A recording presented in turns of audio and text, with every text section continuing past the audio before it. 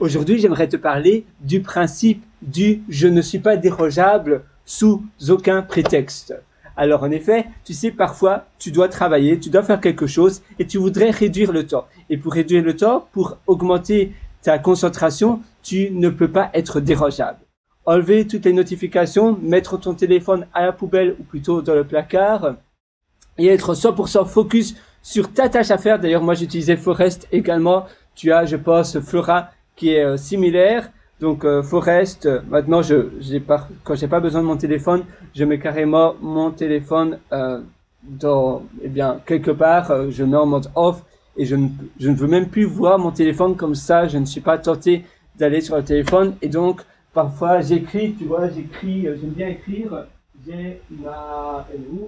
voilà, j'ai ma FreeWrite, donc c'est une machine à écrire et c'est assez pratique pour écrire sans distraction.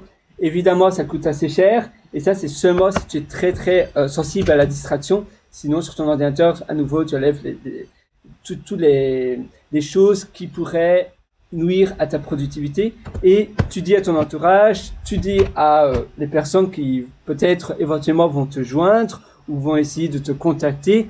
Toute la matinée du samedi matin, tu n'es pas dérogeable, point barre. Et c'est important de mettre ce type de routine en place. Et après, ils vont savoir, ah oui, de toute façon, tous les samedis matins, par exemple pour ma part, Pierre n'est pas disponible, il n'est pas joignable, il est en mode ermite, on ne peut pas le déroger. Et toi, c'est important que tu mettes une routine semblable en place pour que comme ça, peu importe si les gens veulent te contacter, non, tu n'es pas disponible, tu vas avoir la conscience nette, tu sais que de toute façon, ton entourage le savent. Et tu vas pouvoir libérer ton esprit pour pouvoir faire ta tâche en question. Et d'ailleurs aussi une bonne chose, une bonne pratique à faire le matin, donc avant de commencer cette tâche, c'est de méditer. Parce que si tu médites tous les jours, ça va muscler ton cerveau, ça va éduquer ton cerveau à ne pas divaguer, à ne pas s'autoriser à penser à des va-et-vient, de penser, ah oui, tiens, pense à ça, et alors tu rumines, etc. Non, tu dis à ton cerveau, voilà. Moi, je médite pendant 5 minutes et j'écoute les chants des oiseaux, j'écoute l'air ou voilà, je me focalise sur une seule chose. Et en faisant ça tous les jours, ou bien ta respiration, tu peux te focaliser sur ta respiration et en faisant cela tous les jours, ça va discipliner, ça va muscler ton cerveau à ne pas divaguer, à ne pas penser, va et vient de penser. Tu sais, parfois tu te dis, ah oui, tiens, il faudrait que je mette la boîte de lait dans le frigo. Ah oui, il faudrait que j'appelle une telle. Ah tiens, il y a machin qui m'a dit ça hier.